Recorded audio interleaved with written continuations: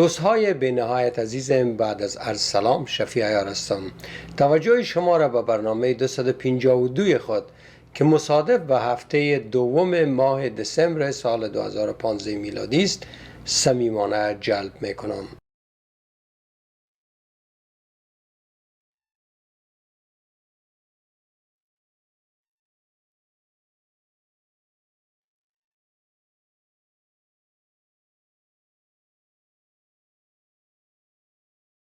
ای با وقتهای اول میمانه، به 4 سال پیش. اما نام خدا آل شما قدر زیاد شدین که ما هیچ ضرورت به هیچ جنگ کردن نمیبینم و نام خدا چیز دیگه که مرا خوش میسازه که هموطنایم یک تعداد زیادشان رفتن قرآن خواندن، حدیث خواندن و فهمیدن که راه نجات از دستی ملاها فهم قرآن است. ما باید قرآن بخوانیم و از چنگ از اینا نجات پیدا کنیم. یعنی ما حال 10,000 هستیم و این خروس های سفید تعدادشون روز تا روز کم شده میره، خروس های رنگه تعدادشان زیاد شده میره. ولی به هر حال ما برنامه خود یافته با یک کلیپ خبری از یک حادثه اسفناک قتل و کشتار 14 نفر امریکایی در کالیفرنیا شروع میکنم. حادثه که یک زن و شوهر مسلمان در او حصه داشت و بر علاوه که 14 نفر کشته شد، 18 نفر دیگه هم زخمی شد. لطفاً ببینین. On Wednesday morning, California health inspector and U.S. citizen said Rizwan Farouk, 28, and his Saudi wife of Tashfeen Malik, 27, dropped off their 6-month-old baby with Farouk's mother, saying they were going to a doctor's appointment. By noon, according to police, the couple had donned assault clothing, armed themselves with rifles and stormed a holiday party attended by San Bernardino County employees, killing 14 people and wounding 17 others. چهارشنبه صبح این خانم و شوهر که یکیش فاروق نام داره و تبعه امریکاست، یک مسلمانه که در این مملکت مثل من مهاجر آمده و ای را اجازه دادن که تبعه از این مملکت باشه و خانمش اولاد خرد خوده میبرن در یک فامیل خودشان، میگذارن و میگن ما پیش دکتر میریم و ملاقات داریم. بعد از اون میرن اسلحه خود میگیرن و در یک مجلسی که در اوجه یک تعداد از امریکایی هایی که به حکومت کار میکنه حصه دارن داخل میشن و با کشتن شروع میکنن. کسایی که اردویش در امریکا زندگی میکنه، کسایی که تمام حق و حقوق امریکایی بودن نداره، کسایی که میتونه حتی تفنگ بخره، ماشیندار بخره مثل تمام مردم دیگه. یعنی ایره نمیگن که تو مسلمان هستی فاروق جان، تو یک دفعه نشه که یک روز در فکر کشتن شوی، کدام چیز در کله تیر شوه. اما ای آقا با استفاده از امو حقی که برش داده شده میره اسلحه برای قتل و کشتار میخره. اسی دیگه. Those who knew Farouk, among them his colleagues at the San Bernardino County Public Health Department, described him as a devout Muslim but not someone who often talked about religion. He never struck me as a fanatic, he never struck me as suspicious, said Griselda Reisinger, a former colleague. البته بعداً این خانم و شوهر در جریان درگیری با پلیس اردویش کشته شد یا به گفته ملا رقاصه و ملا کوثر شهید شدن. اما کسایی که اینا را مشناختن از شعبه کاری خود، یکی از ما میگه ولی ما میفهمیدم که بسیار ذوق زده مسلمان است و اما تو بسیار خوش است از مسلمانی خود، اما هیچ وقت فکر نمیکردم که فناتیک است یا یک آدم است که بسیار اکستریم است.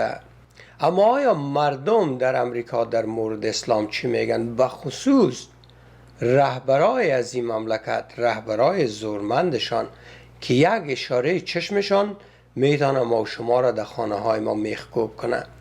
اما سعی کنین اینی آقای جورج بوش بود در زمانی که 9/11 یا حادثه سپتامبر 11 در امریکا صورت گرفته بود. در اونو زمان ای ببینین که چی میگه. That's not what Islam is all about. Islam is peace. That's not what Islam is all about. Islam is peace. These terrorists don't represent peace. They represent evil and war.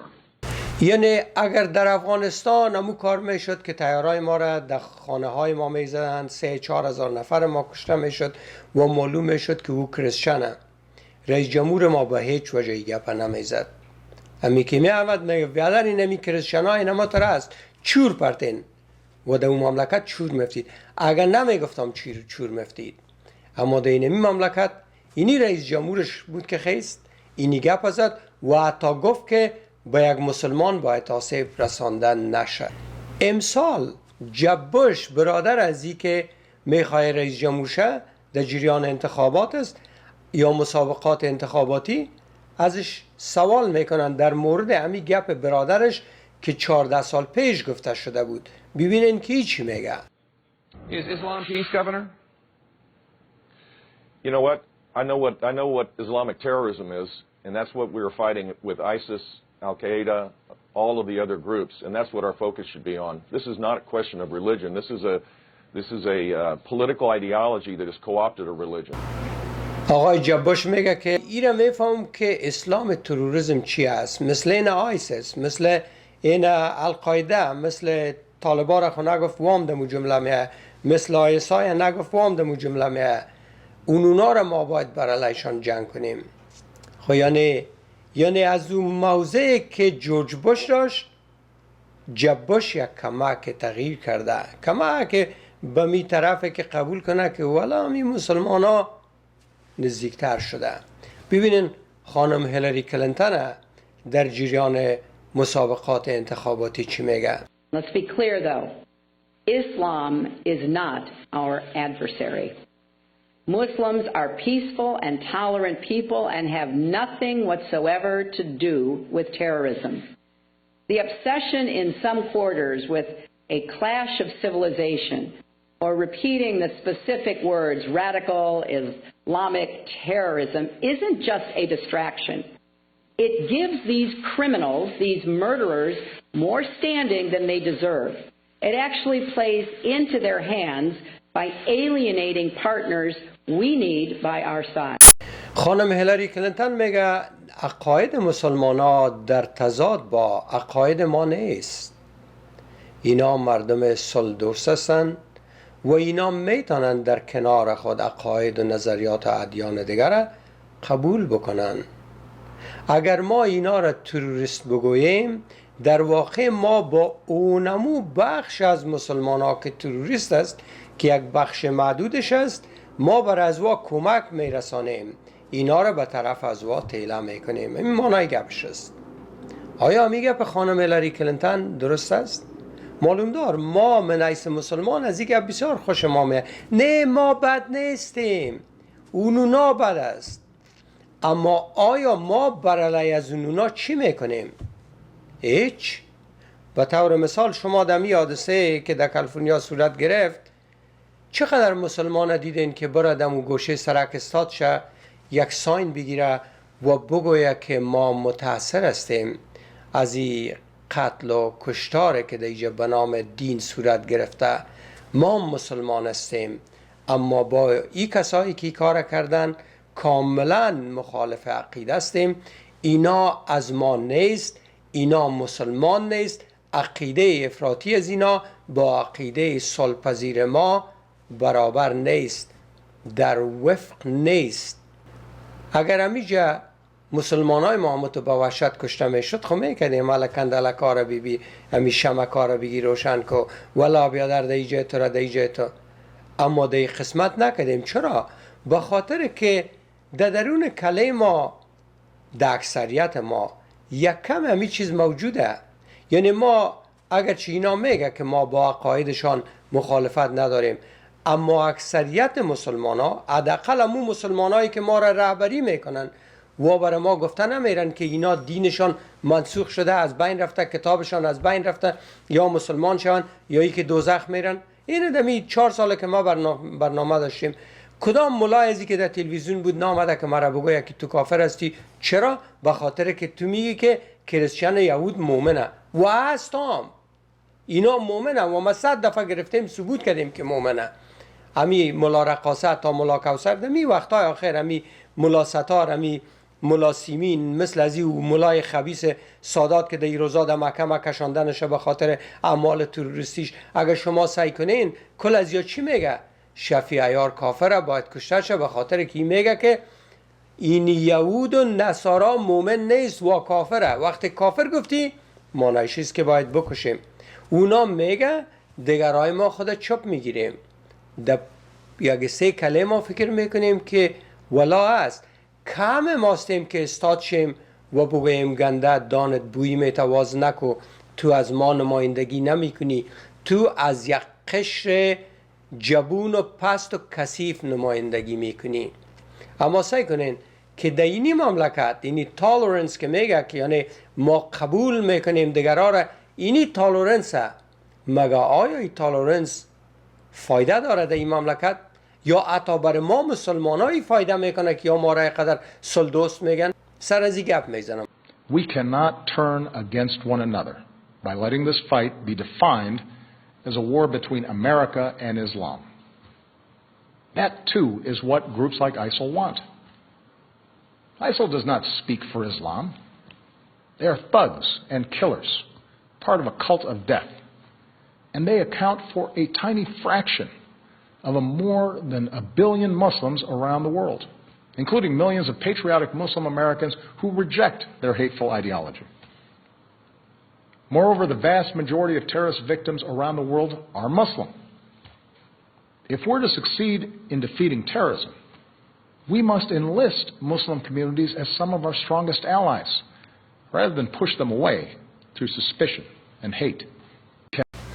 جناب اوباما عین گپ هیلاری کلینتون میزنه، میگه ما نمیتونیم که یکی بر علیه دیگه ما در جنگ شیم. مسلمان ها یک بخش خوب از مملکت ماست و اگر ما در جنگ بر علیه تروریسم بخوایم که موفق شیم، باید اینا شامل از این جنگ باشه. ما بسیاری مسلمانایی را داریم که هم امروز بر علیه تروریسم با ما می جنگه و زیادترین کسایی که در جنگ با تروریسم کشته میشه یا کسایی که در ممالک اسلامی توسط می تروریستای مثل آیسیس کشته میشه مسلمان هاست. یعنی عین گپ اسلام یک دین صلح و اونو مردمای دیگه قاتل و ما باید این مسلمان ها را در آغوش بگیریم. اما امسال در امی جریان مسابقات انتخاباتی دونالد ترامپ که یکی از این نامزد هاست مثل از یا گپ نمیزنه دیگه. ما تانستیم که بالاخره با این عملیات های تروریستی نظر حداقل 1 نفرش بچرخانیم به یک طرف دیگه و ببینن که ای چی میگه. Radical Islam is a huge issue. It's a huge issue in the country, but to evangelicals, this is a bread and butter issue. Right. It's a big deal. You said one time in an interview that there, and just recently, that there's a, I think you said on O'Reilly actually, there's a Muslim problem Right. in this world. O'Reilly actually, there's a Muslim problem Right. in this world. What do you mean by that exactly? Well, Bill O'Reilly asked me, is there a Muslim problem? And I said, absolutely yes. In fact, I went a step further. I said, I didn't see Swedish people knocking down the World Trade Center. And, you know, it was very interesting. I thought that was going to be a controversial statement. And somebody, I think it was Dennis Miller, when they introduced him, he was doing like an analysis of my interview. He said, I love it. The guy said, what the truth is. He didn't mince his words. He didn't say, oh, gee, no, there's not a Muslim problem. Everybody's wonderful. And by the way, most Muslims are wonderful people. But is there a Muslim problem? Look what's happening. Look what happened right here in my city with the World Trade Center and lots of other places. So ای آقا در این مصاحبه از دونالد ترامپ پرسان میکنه که خودت در جریان مصاحبه با اورایلی گفتی که ما در اینجا پرابلم مسلمان داریم یا پرابلم مسلمان ها را داریم. بازی تکرار میکنه که بله. آقای اورایلی از ما پرسان کرد که آیا در امریکا ما مشکل مسلمان ها را داریم؟ میگم گفتم بله داریم و داریم نظر به گفته از آقا. ولی بازی نظر از این نیست مثل ما مسلمان ها که کل مردم ها میخوایم در یک زنجیر حلال کنیم یا در یک زنجیر ویزان کنیم. باز میگه بسیاری مردم مسلمان است که یا مردم های به نهایت خوب و شریف هستند. Most Muslims are wonderful people. اما ما یک مشکل امرای مسلمان ها در اینجا داریم. آیا کدام گپ از این چند نفر ما خوش داریم؟ آیا خوش داریم که یک کسی که رئیس جمهور فردای از این مملکت میشه فکر کنه که اسلام دین صلح است، ما امرای از یا باید قدم به قدم پیش بریم؟ یا یک آدم دیگه بیایه بگه نه ما مشکل مسلمان ها را در این مملکت داریم؟ درست است که یک بخش زیاد از یا مردم های شریف و نجیبه، اما هنوز ما در یک مشکل داریم. کدامش ما خوش داریم؟ ما اکثریت مطلق ما خوش داریم که یک نفر مثل خانم هیلاری کلینتون بیایه که نه مسلمان ها بسیار خوب مردم هستند، ما هیچ مشکل نداریم. آقای اوباما بیایه میگه بزنه، آقای جب بوش بگویه، آقای بوش بگویه. آیا ما خوش داریم دونالد ترامپ؟ اما باور کنین در اینمیجا یگانه نفره که یک گپ درست زد که او را من نمیفهم که معلومات داره یا نداره، اما تو خدایی گفت اینمی دونالد ترامپ است. اینمی میفهمه که ما در امریکا مشکلات داریم. ما سپاس میکنم رئیس جمهور اوباما را، خانم کلینتون، جب بوش، دیگرها را که میخواین با ما مهربان باشن و نمیخواین قلب ما را بشکنانن من حیث کسایی که در این مملکت زندگی میکنیم یا کسایی که در این دنیا زندگی میکنیم. اما او راه حل نیست. خانم کلینتون، جناب رئیس جمهور، آقای جب بوش، شما با این کارتان هم به امریکا صدمه میرسانین هم به مسلمان ها، به خاطر که او نمود تروریستا دقات ما پت میشه. شما از خاطر که ما را بگوین که ما 100% سر شما اعتماد داریم، شما از ما هیچ خبر نمیگیرین، چشم کور طرف مسائل میکنین. ما از ترس چیزو گفتن نمیتونیم به خاطر که یا در امریکا هم قتل میکنن. اینال چی میشه؟ یا در مسجدای ما پادشاهی میکنن، اولادای ما را به اونمو را سوق میتن، هزارها مسلمان ما را از امریکا و اروپا برای آیسیس میگیرن، رایی میکنن و باعث قتل عام میشن. آل ما پرابلم آیسیس یا داعش و یا القاعده را در مملکت های خود اونمو داریم که شما در این مملکت ها دارین و از خاطر اینمی گفت که نه مسلمان ها بسیار خوب مردمه. این سعی کنین این جرمنی است. اذا ارادوا ان يشتمونا ان يستهزئوا بنا كاشخاص والله لا نبالي، ولكن اذا ارادوا ان يسبوا الرسول صلى الله عليه وسلم والله ثم والله لن تمر بسلام، لن تمر هذه القصه بسلام. لذلك نقول لهم اذهبوا الى دياركم وابقوا في دياركم ولا تسبوا رسولنا، ان رسولنا خط احمر كما قلت، لا يجوز ولا يستطيع احد ان يتعداه، واذا تعداه احد والله نفسه بآبائنا وأمهاتنا وأولادنا وأموالنا وكل شيء نمتلكه. لذلك نقول لهذا العالم، لهؤلاء النازيين الذين سبوا رسولنا واستهزأوا به وحاولوا أن يوقعوا بالأخوة أشد وقعة، نقول لهم لا، اليوم هناك جموع غفيرة، أتى هناك أخوة من كل شتى ألمانيا حتى يعبروا عن غضبهم وحتى يقفوا وقفة رجل واحد ليقولوا لهؤلاء الألمان قفوا عند حدكم، قفوا عند حدكم ولا تستمروا، إذا تركتمونا نترككم، وإن عدتم فنعود، وإن عدتم فنعود. لذلك نقول لكم ابقوا في دياركم أيها النازيون ولا تستهزئوا بالرسول. كما قال اليهود الرسول صلى الله عليه وسلم مات وخلف بنات، لا، الرسول ما مات وخلف بنات، الرسول صلى الله عليه وسلم خلف رجال، والله خلف رجال. اینی لندن است. Group are in breach of anti-terror laws. The leaflets are believed to have been distributed by radical students looking to gain support for the Islamic State, formerly known as ISIS, which is fighting a brutal war to control areas of Syria and Iraq. Now, this is a copy of one of those. Now, in it makes recommendations for Muslim men. Among those are migrating from the UK to the Caliphate and obeying the leader of the Islamic State. Around 500 Britons are believed to have travelled to Syria to fight against President Assad's forces. Earlier this year, Abdul Wahid Majid from Crawley became the first British suicide bomber to stage an attack in the country. We are here merely saying to you, look, there's a better way of life. You do not need to live like animals, following your own desires. The big industries you see nowadays in the West are things like gambling, pornography, alcohol, drugs, homosexuality. If you took over Britain, you'd ban alcohol. Of course, alcohol will be banned, drugs will be banned, pornography will be banned, gambling will be banned. But the money saved, there will be no monarchy. سعی کنین که اینا در اینجا شریعت هم میخواین بیارن. Planning any kind of operations. If we were doing so, you would not see us out open publicly. But that does not mean that we do not believe in the eradication of man-made law and supremacy and sovereignty only for God. And the way the Prophet Muhammad ﷺ eradicated the non-Islamic law from the Arabian Peninsula, we hope one day to eradicate man-made law from Britain, with the generations to come from the rest of the world, to fulfill the prophecy of the Prophet that the whole of the world will one day be under the authority of the Muslims. First of all, I believe that the British people, they are very ignorant about the fact what is happening abroad, even about Sheikh Osama. If they came to actually verify with us rather than show an ugly face and be angry with us. در استرالیا عین رقم است. در تمام اروپا عین رقمه. شما تنها مسلمانای خوب نمیبینین. شما کلگی ما را خوب میگین.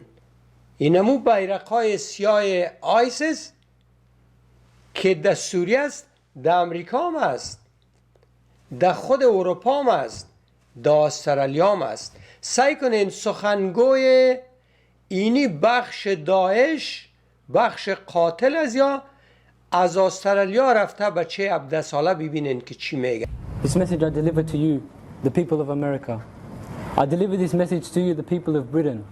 And I deliver this message to you, especially the people of Australia. And I say this about your coalition. You threaten us with this coalition of countries. Bring every nation that you wish to us. Bring every nation that you want to come and fight us. It means nothing to us. Whether it's 50 nations or 50,000 nations, it means nothing to us. Bring your planes. Bring everything you want to us, because it will not harm us. Why? Because we have Allah Azza wa Jal. And this is something that you do not have. To the leaders, to Obama, to Tony Abbott, I say this. These weapons that we have, these soldiers, we will not stop fighting. We will not put down our weapons until we reach your lands, until we take the head of every tyrant, and until the black flag is flying high in every single land, until we put the black flag on top of Buckingham Palace, until we put the black flag on top of the White House. We will not stop, and we will keep on. میگه او مردم امریکا و مردم لندن و او به خصوص استرالیا، خودش هم در استرالیا یک مهاجر بوده. حال ایره یک آدم مثل سیمین عمر، مثل خبیث سادات، مثل اینی دیگرای ازی کلیش مریض کرده و ایره بردن در اون مملکت های دیگر. ماشیندار هم که ساخت این مملکت ها دستش داده.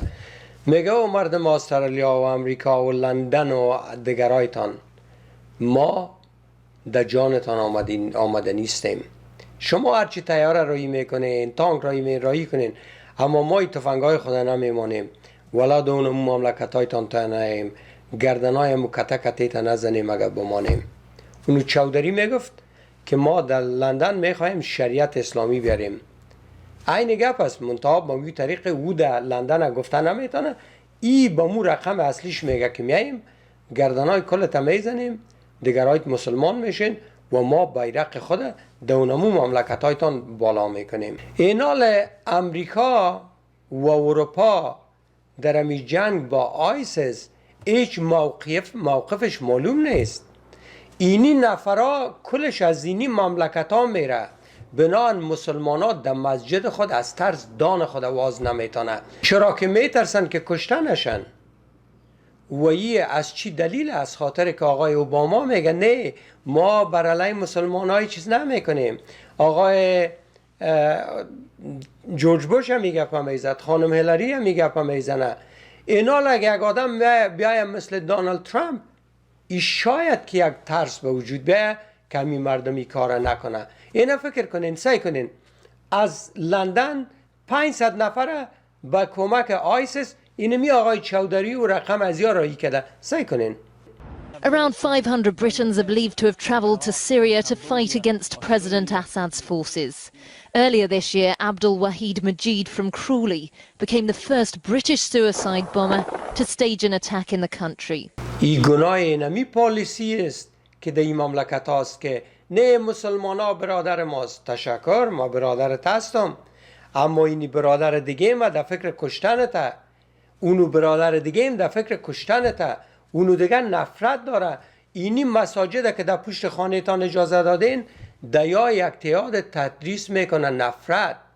چی میگن؟ میگن اینا کلشان کافر. به نظر شما آقای اوباما یک گپ عادیمه، به نظر خانم کلینتون هم، به نظر یک تعداد زیاد شما، چرا که شما معلومات اسلامی ندارین. بیاین مرکتتان بشانین که ما این هزارها صفحه معلومات دارم که برای شما یک پالیسی بسازم در مملکت هایتان که چطور برادر مسلمان ها باشین اما اونو خاینینش از چلوصاف تیر کنین، مثل او و روغن از هم جدا کنین تا که ما بتانیم مسلمان خوب باشیم در پالوی شما و در این زمان اینی نفرایی که اینه تا قتل و کشتار میکنه یارا ما از خاد بکشیم، یارا ما مشناسیم، یارا یا در کمیونیتی افغانیست یا ایرانیست یا سعودی یا از او ما کلشان مشناسیم یکی. اما ما برای شما نمیگیم به خاطر که شما یک پالیسی دارین که برادرای ماسی آزادی بیانه، برو هرچی که میگی بگو. این میره در مسجد میگه که یهود و نصارا کافره، به نظر خودت یک گپ عادیست، آزادی بیانه. اما گپ دومش چیز؟ گپ دومی است که جهاد در سر از یا باید کنیم یا باید مسلمان شون. اگر مسلمان نمیشه بکشش، زنش و اولادش و مالش از ماست، گردن کتکتیشان بگی. اونو بچه که در استرالیا رفته اونمو عین گپ هم میزنه. اینال اینی آقای دونالد ترامپ برای دفعه اول یک گپ میزنه که احتمال داره به نفع ما مسلمان ها باشه. ما فکر میکنیم که نه، برالای ما سی برالای ما نیست. ما از خدا میخوایم که یک آدم بیایه که همین مساجد ما را یک دفعه ببینه که چی میگذره. ایتو نیست که خدا ناکرده تمام مساجد ما ملای خراب باشه. در اینجا ملاهای خوب هم است، یا کلش باید معلومات شود که کی خوبه کی بده. بعد شبیگی در فضله پرتو، بعد شبیگی از این مملکت خارجش کو که بره. شما فکر کنین اونو ملا کوثر از افغانستان سر ما فتوای کشتن داده. برای چی؟ چرا؟ ما چی گفتیم؟ اون در برنامهش 10 دفعه مانده، میگه از خاطر از اینکه گفته پیغمبر بیسواده. قرآن میگه بیسواده. خب فکر کو که بیسواد نه، امی عقل کل دنیا. حالا ما گفتم بیسواد، حالا چی؟ ما باید کشته شم؟ آیا امی تالرنس است یا امی قبولی و پذیرش است که خانم هیلاری کلینتون میگه مسلمان ها بسیار تالرنس دارن؟ مسلمان ها تالرنس ندارن. یک تعدادش حاضر از خط اول که بکشه، کسای دیگهش که نمیکشه مجبور است که به خیزکت از یاد استیک کنه. چرا که ملا کوثر میگش که او تو جهاد نمی کنی؟ شفیع عیار کافره، تو نمیکشیش؟ خب پس تو هم کافر هستی، به خاطر وظیفه اسلامی تا انجام نمیدی. به اینمی خاطر است که در جایی که طالب تنها مخالف کسایی نیست که گویا اسلام قبول نداره یا گویا آواز میشنون، خواندن میشنون یا به چیزایی که وا باور داره باور نداره. طالب میگه برو او را بکش، او میگه نه من نمیکشم. خب وظیفه اسلامی تا انجام ندادی، گردنش میزنه. اولاد ترایی که کجا انتحاری کنه، او نمیکنی، تو وظیفه اسلامی تا انجام نمیدی، میره میکشش. اینا خانم هیلاری کلینتون کلی گپا را میفهمه. چند صفحه معلومات داره. آقای جبوش چند صفحه معلومات داره. آقای اوباما با همه احترام آقای رئیس جمهور، شما چند صفحه در مورد اسلام معلومات قرآنی دارین و چند صفحه شما معلومات تاریخی دارین. شما می تاریخ اسلام هم میفهمین که چقدر از این تاریخ قتل و کشتار و چور انداختن بوده. شما میفهمین که اینمی اسلامی که ما امروز اکثر ما پرکتیس میکنیم اسلام ابو سفیانه، اسلام پیش از ابو سفیان نیست. اینال ما مسلمان ها خوش داریم گپ هیلاری کلینتونه، گپ آقای بوشه، گپ آقای اوباما را. اما ما شخصا برای شما میگم و برای خود آقای دونالد ترامپ هم میگم. آقای دونالد ترامپ، ما شفیع عیار، یک عالم اسلام که هزارها صفحه معلومات اسلامی دارم، که هزارها و ده ها هزار نفر طرفدار دارم، ما در این مملکت برای دفعه اول در رایگیری اشتراک میکنم و ما برای خودت رای میتم، با می امیده که خودت در سالهای بعد بتانی که در اینجا اسلام از قلبیل تیر کنی، مسلمان خراب از قاد بکشی. ما تو که گفتی زیادترین ما مسلمان خوب هستیم، اما اگر مسلمان های خراب نکشی، اینمی داعش در اینمی مملکت وجود داره و اونموقع وجود داره که در سوریه وجود داره. خدا ایجا قانون است هنوز در کشتن ما شروع نکردن ولی میتونن شروع کنن.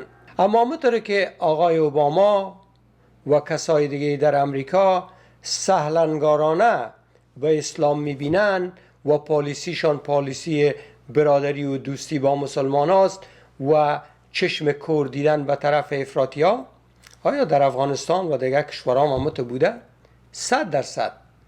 از وقتی که حادثه 9/11 یا سپتامبر 11 شد، امریکا پالیسیش صلح با طالب بود. لیدرهای امریکا اکثرشان در طول میثارهایی که ما در امریکا بودیم، در رابطه با اسلام بسیار یک سیاست دوستانه داشتن. این هم به فایده ما بوده، هم به نقص ما بوده.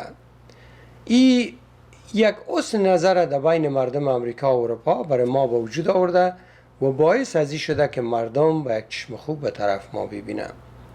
اما ما در این نمی سالا ایتی اگر حرکت نکردیم که امیر یک جواب مثبت بدیم و در بین خود نمانیم افراطی ها را که برای و نقص از او پالیسی در چی بود؟ در این بود که ما فکر کردیم که وقت امریکا کلگی ما را به یک دیده میبینه، حالا ما چطور میتونیم که در مقابل از این افراطی های مذهبی در مسجدهای خود بخیزیم؟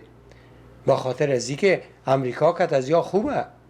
ما یقین دارم که بسیاری شما کت وی آی گپ زدین، وی آی براتان گفته که والا هیچ آزادی بیانه دیگه، ما چیز کده نمیتونیم.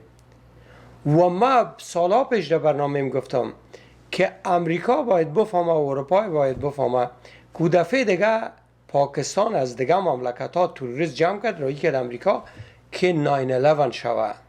یعنی بدون شک پاکستان در دست داشت. اما یه دفعه از اینجا از امریکا ما میتونیم که توریست هر جای دنیا رایی کنیم. هزارها تایشانه ما در اینمی مسجدهای خود رشد دادیم. به خاطر چی؟ به خاطر پالیسی دوستانه امریکا و اروپا. بله اسلام دین خوبه، بله اسلام یک دین است که تالرنس داره، یک دین است که مهربانی داره و این غلط هم نیست. منتها غلطی از این پالیسی ده است که کل ما را به چشم کور دیدن، گفتن صحیح است کل از یا خوب مردمه. اگه یا یک دفعه در مسجدهای ما میرفتن میدیدن که ملا چی میگه، ملای ما و ملایی که از عربستان سال چند دفعه میاد چی میگه و اون ملای پاکستانی که رایی میشه توسط عربا دیگه چی میکنه و ملای دیگه کشورها بازیا فکر میکرد که نه، این مسجدها که در بغلای خانه ما هست یا عبادتگاه از یک طرف، قرارگاه نظامی است از طرف دیگه، انکیوبیتر رشد تروریسم است در اینجا. حداقل عقیدهش همین بچه 17 ساله که رفته در جمله آیسیس یا داعش فکر میکنین که این برای چی رفته؟ نه، این در اونمون مسجد رفته که نماز یاد بگیره، از اوج سردش در اوج رسیده. و امی پالیسی امریکا حتی 15 سال پیش بعد از حادثه سپتامبر در افغانستان یک سیاست لرزنده بود، یک سیاست دودله بود، یک سیاستی که قاطع باشه برای گرفتن انتقام از طالب نبود. اگرچه آقای بوش گفته بود که ما در افغانستان میریم و هر کسی که باعث از حادثه تروریستی شده و هر کسی که توریستا را جای داده ما برایش میریم، اما نه توریستا را غرض گرفتن، نه کسایی که جای داده بودش که جنرال پرویز مشرف بود، بلکه فوراً جنرال پرویز مشرف مشاور از یا میشه. سعی کنین دیگه خود آقای کولن پاول که 2 ماه بعد در افغانستان هسته و بعدا از اونجا میره شنگهای، امراش سینن مصاحبه میکنه، ببینین که چی میگه. Some say that you were saying that earlier in the week that perhaps so-called moderate elements of the Taliban could be part of some new regime that could replace the current Taliban regime. Are there moderate elements of the Taliban? I'm not sure that's quite what I said, but I'd have to check my transcript. I was with President Musharraf of Pakistan. I was with President Musharraf of Pakistan. I was with President Musharraf of Pakistan. بگه شما گفتین در گپ‌هایتان که امی طالبای مادرت یعنی کمک مدرنتر و طالبای ملاومر کرنه و دو چشماش میتونه که شامل از حکومت نو باشه. اما تو گفتین میتونن که باشن. بازی میگه والا ما او را باید ببینم که چی گفتیم، امو نوشته خدا ببینم که ما چی گفتیم. او را به خیالم یک وقت گفتم که جنرال مشرف در اوجه بود، یعنی که جنرال مشرف سر زبانم گپ مانده بود. اما در اینجا طالبای اصلی به هیچ وجه نمیتونه که در حکومت باشن که بعدا معلوم دار ماندن که اونام جزو حکومت باشه. با استثنای ملا عمر کورکور پاکستان نماند، اونام جزو از حکومت شدن، ولی تنها اونا موهاش نمیتونه، دیگراش میتونه باشه. طالبا 85% نفوس افغانستان هسته، ما خود نمیتونیم که اونا را یک بخش بزرگ نفوس یک کشور از بین ببریم.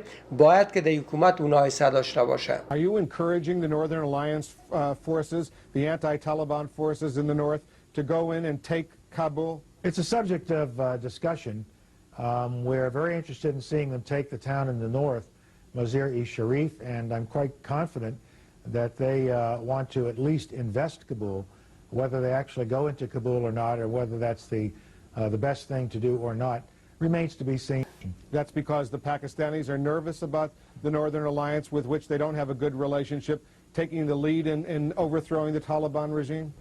No, there are others who wonder whether or not it'd be the best thing for a group, however effective it might be, that really only represents 15%, 15%, 15%, 15%, or thereabouts of the overall population, actually going into the capital. Would that just crystallize opposition elsewhere?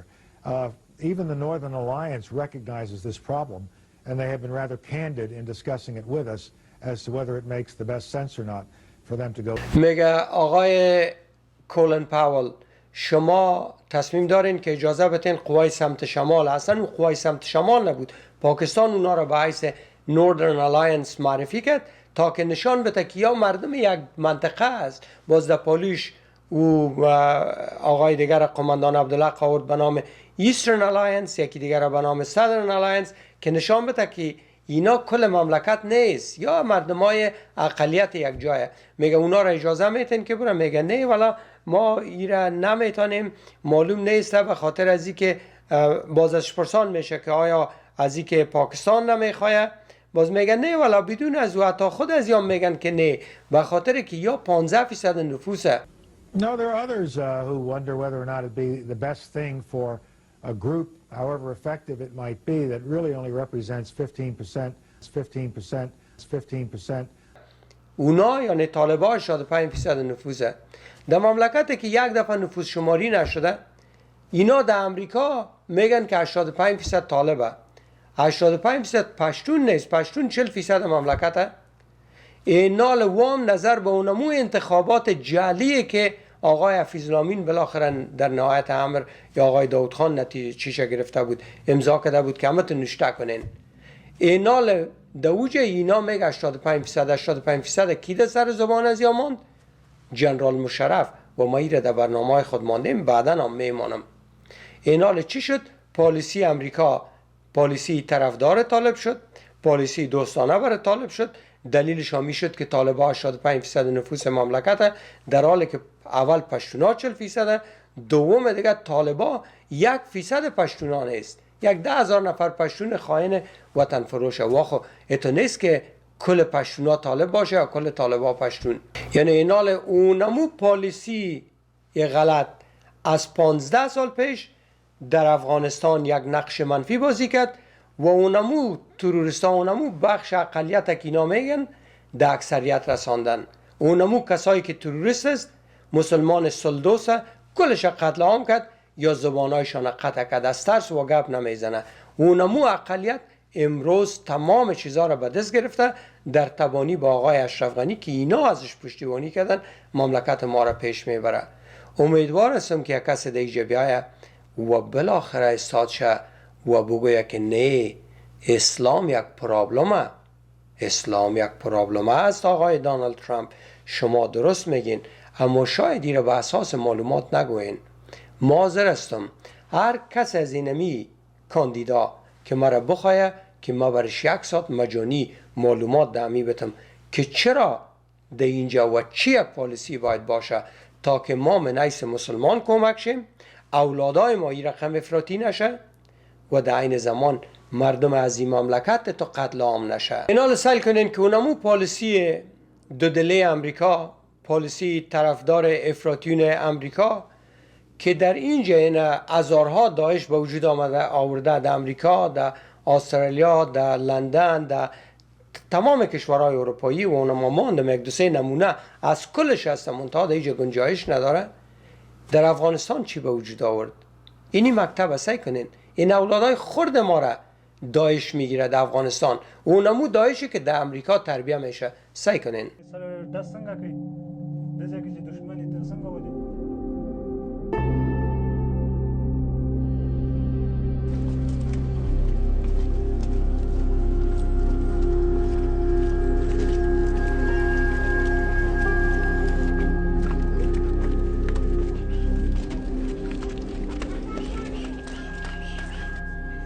دا لفظ دی جهاد. جهاد څه ته وایي؟ جهاد چې د الله تعالی دین او د الله کلمه چې دی نو په ټولو خلکو باندې دپاره شي، ځکه الله فرمایي چې تاسو د دې خلکو سره جهاد وکئ د هغه پورې حتی لا تکونه فتنه، چې تر دې پورې چې شرک او کفر او فتنه چې دا په جهان کې پاتې نشي. امریکا در این جرم شریک است. برای چی؟ به خاطر که اینا از امون نفرای دفاع کردن که اونا از اونمونا دفاع کرد. این مصاحبه آقای اشرف غنی در جریان انتخابات با صدای امریکا و من ایره دعمو وقت مانده بودم، دعمو وقت داد و فریاد کردم که این نماینده طالبه برای طالبان مکاتب باز میکنه و هزارها مدرسه امروز در افغانستانه. ببینین که آدم ساده کثیف خائن چی میگفت در او زمان. اما ترڅ د قانون حاکمیت ونه منو ثبات ته نسو رسیدلی.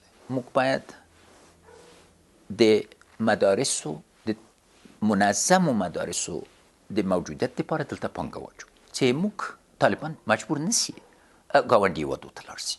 که ویسنجو د یو غونډ د اردو مصرف د مساجدو مصرف پوره کوی سي، دلته باید یو انډولي ترڅ منبر او ارګ په یو جهت کې نه وي دا کار موږ یوازې په زور نسو کولی. بله برخه امنیتی ده. میگه بله ما طالبای خود باید دمی خود افغانستان برشان مدرسه واز کنیم، چی حاجته که یارا بمانیم پاکستان بره؟ طالب در مدرسه چی میکنه؟ تفنگ گرفتن و کشتن یاد میگیره، بم و انتحاری رو یاد میگیره. در پاکستان که از خالقل یکم رای دورتر خو میره، پس که میره چند زاره که بگیره میشانه. اما تو در مابین کابل، در مابین قندوز، در مابین پکتیا برشان مدرسه جور میکدی و جورم کدی.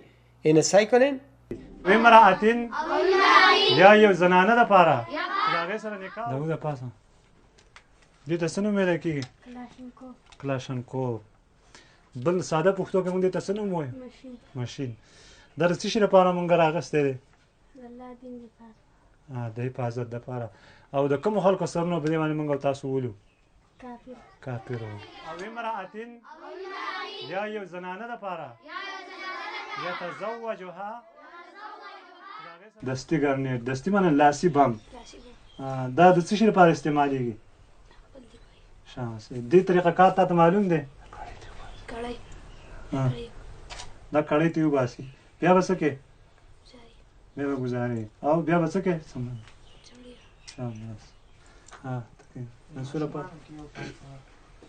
منصور دې د څه نه مې راکې ډېر ته دا کوم ځای جوړه چین جوړه څو ډازې کوي شپږ کین 10 چې به کوي څنګه نیسي 10 شاباش په ولاړه ته په ډاز وکړه اسې ونیسه پورته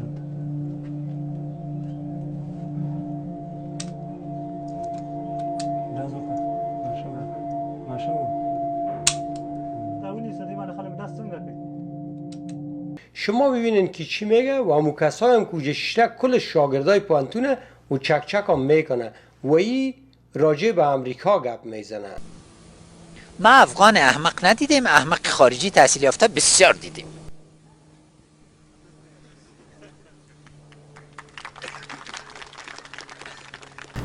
دایی که یک آدم بی سواد یک آدم بی دانش نیست، یک گپ صحیح است. یعنی سواد و دانش هر دوش یک چیز نیست. یک آدم بی سواد که خواندن و نوشتن یاد نداره میتونه یک آدم با دانش باشه، اما اگر یک آدم با دانش با سواد باشه همیشه بهتر است نسبت به اینکه یک آدم با دانش بی سواد باشه. یعنی سواد دانش انسان کمک میکنه، بهبود میده، ارتقا میده. اما بازی یک گپ دیگه میزنه که چی یک درس است. یک آدم که 30-40 سال در مملکت های دیگه است حالا آمده تجربه خود برای شاگردای افغانستان میگه. بازینی یک قصه دیگه ازی است. فکر کنین یعنی یه عظمی مردم افغانستان چی میخواست یاد بده. وید اینمی زمان صدها میلیون دلار از امریکا گرفته بود که در افغانستان صلح آرامش بیاره. یعنی کلانترین نماینده امریکایی در افغانستان بود. یک روز یک آدم از پیش پرسان کرد، گفت ما شنیدیم معلم سپورت بود، گفت در افغانستان ما شنیدیم خر بسیار زیاد است. ما خود شوق، ما گفت ما در اوج چار پای دارن. چا بیلی چه دیور تو اینو خود تو باپو خو خردی. میگه یک روز یک نفر معلم سپورت بود از ما پرسان کرد در امریکا، کدام امریکایی از این پرسان میکنه که ما شنیدیم در افغانستان خر زیاده. بازی بر از او میگه بسیار زیاده، منتها در اوج خرا 4 پای داره. یعنی که در امریکا خرا 2 پای داره. امریکایا خر هستن 2 پایه، اوج خرا 4 پای داره. یعنی که مردم خر نیست، افغانا کلش هوشیاره، باز اونو خرای ما که از 4 پایه است. یعنی از این که یک توهین بزرگ وجود نداره که تو ایره در زمان میکنی که 100 میلیون دلار هم از این مردم میگیری. و آیا ایره CIA نمیفهمید، حکومت امریکا نمیفهمید؟ و همی که این میگفت که ما مدارس در افغانستان میسازیم، ایره حکومت امریکا نمیگفت؟ مخصوصا از این دمو وقت در برنامه خود گپ زدیم. ده ها و صدها هزار نفر امیر دیده به شمول امی صدای امریکا که یک لانه جاسوسی در امریکا که از طریق خود حکومت امریکا برش پیسه داده میشه. امیا یک ریپورت ندادن امیر برای CIA که بده اینی نت یک آدمه. اینی سهلنگاری های حکومت امریکا باعث با وجود آمدن آیسیس شد. اونمو پالیسی که مسلمان ها کلگیشان برادر ماست، ما جنگ نمیکنیم، اینا کلشان خوب مردم هسته. اونمو اقلیت و اونمو اقلیت توریست هم هیچ کس پوشش نگشت. زندان گوانتانامو بی که رفتن بردن امو اقلیت توریست چی شد؟ کلش اعلا شد. کلش امروز قماندانای کلان آیسیس و طالب هسته. چرا ایت شد؟ چرا زندانیا از بگرام اعلا شد و کلش قماندانای کلان طالبه؟ امروز نظر به گپ وزارت دفاع افغانستان که دمی هفته پیش بود 40% کسایی که امروز در افغانستان به حیث طالب، به حیث افراطی مذهبی بر علیه حکومت و مردم افغانستان و عسکر امریکا جنگ میکنه، اونمونا از اونمو زندانا توسط نمی اشرف غنی و توسط اونمو کرزی جاسوس پیشتر اعلا شدن. یعنی اینمی پالیسی که مسلمان ها بسیار خوب مردم به نفع ما و شما تا حال نبوده، از این بر علیه ما عملا استفاده شده. اما اگر دیگه ما یک رئیس جمهور داشته باشیم در امریکا که بالاخره بر علیه اونو مسلمان های افراطی بره و دیگرای ما را از یاد جدا کنه، باز ما وضع ما بهتر می باشه. در یک مصاحبه دیگه خود آقای دانالد ترامپ گفت که با مسلمان ها باید یک سند داده شه، یک کارت هویت داده شه که دینشان در اون نوشته شده باشه، تا که اگر در یک جای میرن آسان مردم بفهمه کی است و چی است. آقای دانالد ترامپ با وجودی که یک چیز خوب نمی باشه، ما اولین نفر هستم که امور داوطلبانه میگیرم. اگه بگید پیشانی تام نوشته که شفیع عیار مسلمان، امور ما در پیشانی ما نوشته میکنم که کار در این مملکت آسان بسازم برای کسایی که قانون با پیش میبرن، برای کسایی که مسئول نظم و امنیت عام است، که بتانن در اینجا ما را به درستی ببینن و تفکیک کنن کسایی را که در اینجا به قتل و کشتار یا مصروفه یا ایست که تربیه میکنن. این برنامه مرا جناب رحمت از کالیفرنیا اسپانسر شده، شما میمان از اونا می باشین. اونا برای ما $5,000 دادن، اما ما $1,000 بر برنامه خود گرفتم. جناب رحمت، ما $4,000 دیگه که شما دادین ما برای خود و برنامه خود نمیگیرم. امو پیسه میتونه که در افغانستان بسیار به درستی کار بده. امو پیسه شما را ما میخوایم که باعث یک پروژه خدمتی در افغانستان به کار پرتم. ما یک پروژه را به وجود میارم به نام Donate a Chicken Farm. شما با $500 میتونین یک نفر در افغانستان یک فارم مرغ ببخشین. امون نفر چانس داره که امون فارم مرغ خورده کلان کنه و به یک تجارت کلان تبدیل کنه و باعث تغذیه یک تعداد مردم شه. داشتن یک فارم بسیار آسانه. ما $4,000 شما را دمو مصرف میکنم. اگر شما هم خواستین میتونین مستقیما بخش از امو باشین، حتی امو را پیش ببرین.